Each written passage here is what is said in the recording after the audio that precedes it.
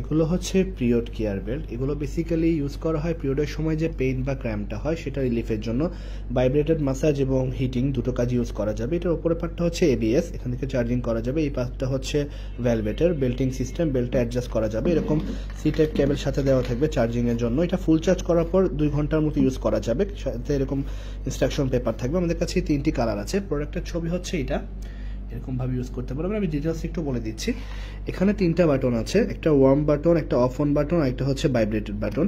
এখানে ডিসপ্লে সামনে দেওয়া আছে। এটা 3টা হিটিং স্টেজ আছে, 50 ডিগ্রি, 55 ডিগ্রি অ্যান্ড 60 ডিগ্রি, আর 4টা ভাইব্রেটর স্টেজ আছে। আমরা ফার্স্ট একটু অন করে দেখাচ্ছি। এর প্রেস করে ধরে রাখলে মিডিলের বাটনটা এটা অন হবে। দেন হচ্ছে হিটিং বাটনটা একবার প্রেস করলে এটা ফার্স্টে 60 ডিগ্রি থাকবে, এখানে ডিসপ্লেতে শো করবে। দেন আরেকবার প্রেস করলে 55, আবার প্রেস করলে 50, আরেকবার প্রেস করলে এটা 0-তে চলে আসবে। আর এটা হচ্ছে ভাইব্রেশন 4টা স্টেজ হবে।